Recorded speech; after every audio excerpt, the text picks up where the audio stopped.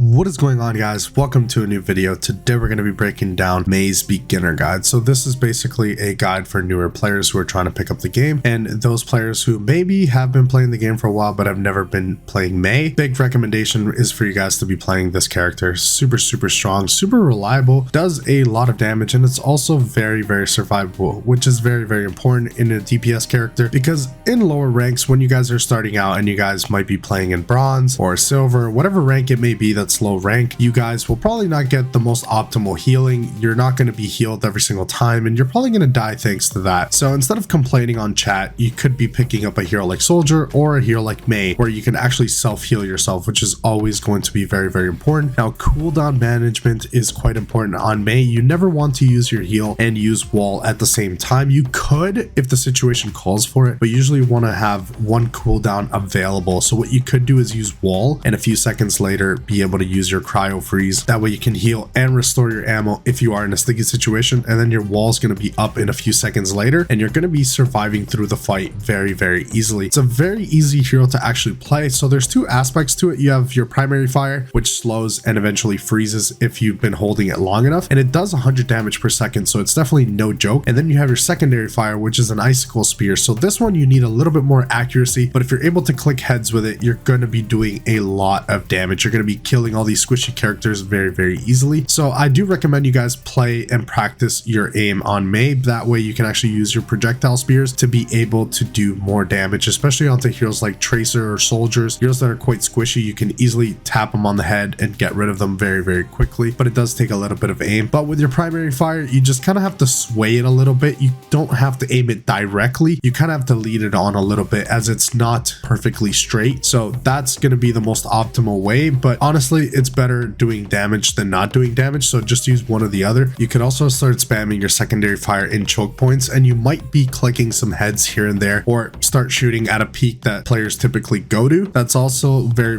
good for you guys to do, because you will be landing cheeky headshots here and there, and that's honestly really nice. I do that a lot. Shoot at the choke point, and you might be able to get a headshot here and there, especially if they're playing without a shield. It's going to be much easier for you to do something. One of the things a lot of new Mei players don't typically use is your wall. Your wall is super important for you guys to use properly. Now, you can easily grief your team with it, but thankfully you're able to actually cancel it early. So the same button you guys have binded to your wall, you're able to click it again and it destroys itself. So if you are blocking out a teammate, or you're maybe griefing your team, you can destroy it and you're going to be just fine. But one of the key features about using wall, you can block ultimates, you can block sight lines. So if there's a widow peeking, you can easily go up there, put your wall up on the window, and you're able to block that sight line. That way they have to move from that position or wait for the wall cooldown. That way your team has a much bigger advantage. You can also block off tanks from the healers, which is a really big part of it. It's one of my favorite things to do, because that way you actually isolate a tank, and there's a lot of tanks that have no mobility and they're not able to get out as quickly. You're able to get rid of these tanks very easily because they're not getting heals, and your team can easily capitalize on that. Now, if you have an Ana, that's even better, because with that nade, it's going to be much easier on that isolated target, and you are pretty much one of the better 1v1 heroes out there, just because you can self-heal yourself. You have your wall, which you can easily climb a high ground with. If you put it right under yourself, you can easily climb up and maybe get out of a sticky situation if you are getting pressured. There's a lot of things you can do on this character, and I highly recommend you guys to be picking up Mei as your DPS. Now let's talk about your ultimate. Now, Blizzard is a pretty decent ultimate. I wouldn't say it's the best or anything like that, but it is a pretty decent ultimate. It freezes and slows, so that's something that you can easily capitalize on with a Reinhardt shatter. You can capitalize with a pulse bomb. You could also capitalize with a diva bomb. These abilities are going to go very well with your freeze. If you're able to get a multiple man freeze, you're going to be doing a really good job, and you're going to be able to get a free headshot because they're going to be frozen. They're not going to be able to move, and that's when you can easily click the head and be able to get very easy kills, or try and use it with synergy, maybe a dragon strike from Hanzo. It's not the best ultimate just because it can be canceled by a lot of things. You could just, as you're throwing it, pretty much get canceled, and it can be pretty annoying. It can get canceled by Orisa. It could also get canceled by Diva. So it's the type of ultimate you don't really want to save. You don't want to just go for this 5-man freeze. You definitely could, but most of the time you're going to be building it up so quickly, you should not be worried about using it as much, and you should just be using it to get very key pickoffs. So if you can freeze a tank and get a ton of value from it by getting that pickoff, you're pretty much going to win the team fight off the back of that. So I would just go for that solo play. It's going to be a lot more beneficial than holding your ultimate constantly, trying to look for the perfect kill cam or try to synergize with your team aim as best as possible, but don't hold your ultimate forever. Overall, this hero is very beginner friendly, can do so much around the map, and the fact that you have pretty much 2 ways to actually deal damage is always going to be really nice. There's the easy way, which is your primary fire, which doesn't require a whole lot of aim. It just requires you to keep up more or less with the enemy. If you are good at landing your shots, then you're able to use your icicle spear, which is going to be really nice. That's your secondary fire, and that's pretty much what's going to do the most amount of damage. But if there's no way for you to get these shots, I would like to combine both. If you're playing close quarters and you're able to combine your shots, whether you're able to use primary and secondary fire, that's going to be your best mix of damage, because if you manage to get a nice headshot with your secondary fire, you're going to probably be killing most squishies, and if you're not, then you're going to be able to do this 100 damage per second, which is definitely no joke, and it is very easy to aim and very easy to land. And if you do freeze the target, it's going to be a pretty free headshot. But I do recommend you guys to practice your aim with it. It's going to be very important. If you guys are good at aiming with Mei, you're going to have a really good time, and you're going to be clicking heads left, right, and center. And I believe it still has no damage fall off, so you can pretty much snipe people from across the map, but I could be mistaken. They might have changed that, but as far as I know, it has no damage fall off, so you can easily snipe people and you're going to be doing just fine. Let me know in the comments below what do you guys think about Mei, and if you guys are new players to Mei, what do you guys think is the hardest thing to use on Mei? I think this hero is pretty self-explanatory and pretty simple to use, and I do recommend if you guys are trying to pick up Overwatch and you're trying to play DPS, I think Mei is one of the first characters you should be trying out and should be playing, as the hero is quite simple and you're going to be winning a lot of matches off the back of this, and you don't have to complain to your team because you can self-heal, which is always going to be really nice. You just have to play aggressive when your cooldowns are ready and play a little bit more defensive when your cooldowns are not there. But the hero's super tanky, so you're able to just sustain through the fights a lot easier than other DPS characters, and you're still dishing out the damage, so do not sleep on Mei. I hope you guys enjoyed the video. If you guys did, consider subscribing and joining the Dota Chronicles community. We are almost at 2,000 subscribers. I am super